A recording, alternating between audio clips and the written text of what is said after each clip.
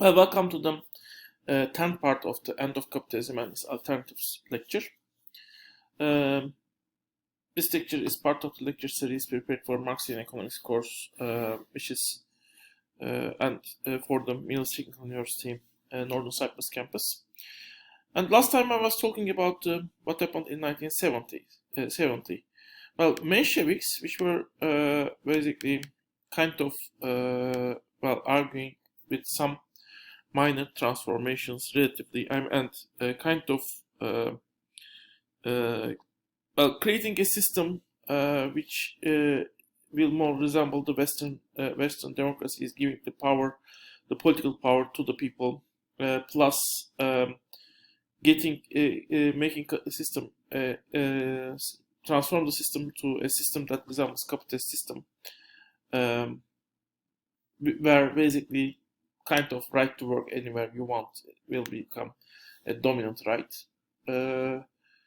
and basically you might say with the capitalist system the available commodities you can buy in the market will increase. So with all these promises, Mensheviks were initially take the power, and they were also certainly caring for the workers, and they were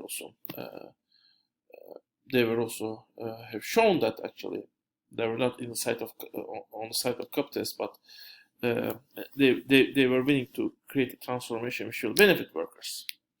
But in time, basically, especially the Mensheviks were not for radical transformations. Certain classes, especially landlords and, for example, generals in the army, aristocrats, they don't want to disturb because they think too fast disruption, too fast change might create a chaos in the system. But the war was going on, and many people were going hungry. They were desperate for a radical change. They were desperate for a fast change, let's say, of this situation.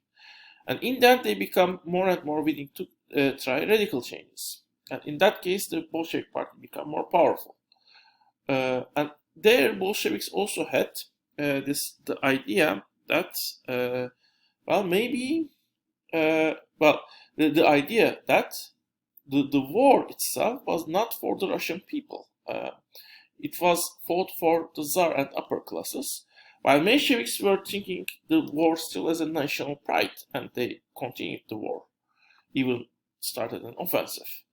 Well, were workers of the Russia just thinking that they did not want to fight the war because they were feeling the connection between the rest of the labor class, global labor force. Certainly, this doesn't happen in any other country. Certainly, actually, this first World War was the point where the most communist movements have broken down. Why? Because workers and many people in the Communist Party itself, the leadership, had actually decided they need to fight for the national war. They were workers, but they were also Germans, French, English, American. So this idea of global workforce has broken down, and in that case, since they were also German, they could also, if it is necessary to work with German capitalists for the good of Germany, they should do that. That means that in Russia this didn't happen, and maybe that was because the workers and peasants were alienated from the Russian nationhood. Even the national cooperation was not that much complete. But for whatever reason, the Russian peasants and the workers were alienated from the war, and the only group that wanted to end the war was the Bolsheviks, which led to the success of the Bolsheviks, basically. They actually were in coalition of SRs, which give them the support of the peasants also. But later also they broke up with the SRs because SRs were kind of more radical than them, especially with the war and with Germany. There were some misunderstanding between them and SRs. But whatever was the reason, In the end, Russia had entered a civil war, and actually even more bloody and more painful than the First World War for Russia. For years, it has continued. And after Russia emerged from the civil war, actually, there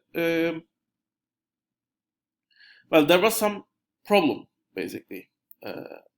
First problem was, and that stayed as one important problem, and that was one problem of the socialist regime. Peasants did not want to work collectively; they want their own land. For years, they have worked in the land of another person as serfs, or their labor, their product was taken partially. Now they want their own land and they want to own their production, and maybe they want to sell the production if necessary. On the other hand, the organization level of the Bolshevik Party and Russian bureaucracy to run a whole economy was limited. There was a third problem, which was between the skilled labor force and the unskilled labor force. So how do you put balance between them? How do you arrange wages between skilled and unskilled labor force? And Lenin basically had made some retreat from the main ideology and decided to allow workers to own some land, their land, and produce and sell what they produce to the state. He allows some private sectors in certain sectors, but in other sectors he has chosen, which he called commanding heights, the state will govern the corporations. And he also had, these are the main tenets actually of the. He also has allowed the wage differences. He said even at the early stages of the socialism, wages should be paid according to the contribution, not the needs of the people, basically. So this was a huge retreat. Bolshevik Party, many people in Bolshevik Parties, two dominant figures, especially Lenin, Trotsky, and Stalin, were not happy about that. And in the end, after Lenin, the struggle between the Bolshevik Party was won by the Stalin. But the other contestant, the Trotsky, was also in favor of changing the Lenin's economic structure, which was called NEP, New Economic Policy, basically. So this first option, which was kind of, even you might tell, a mixed economy, was transformed into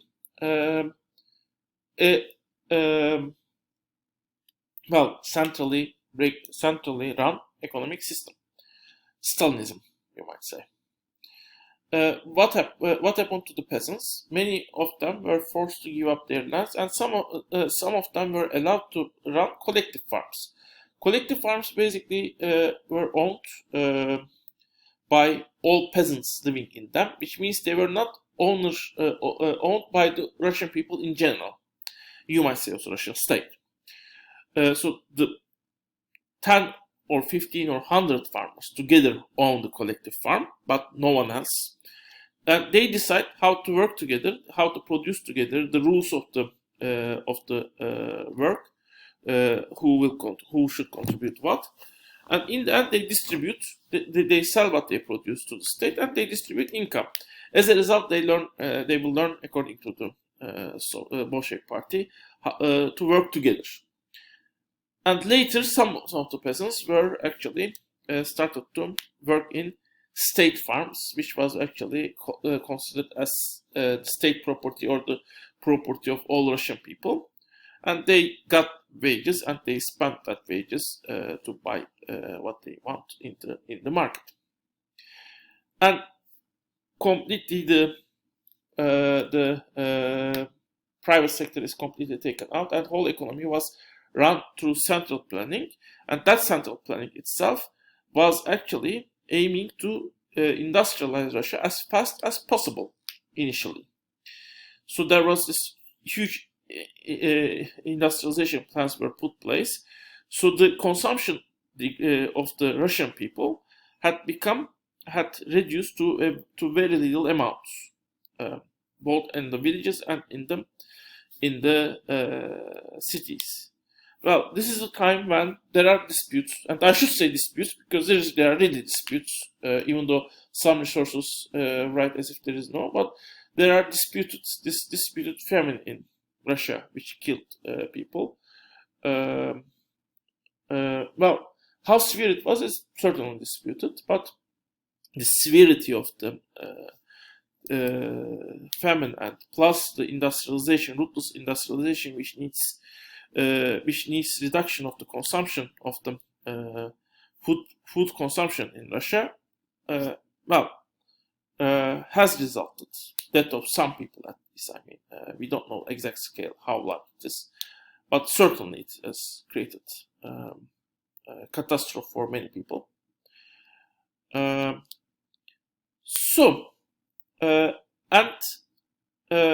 This type of fast industrialization was thought as necessary in also later countries, not in Cuba, which might be the reason why Cuba is still staying as the most favorable socialist country in the world.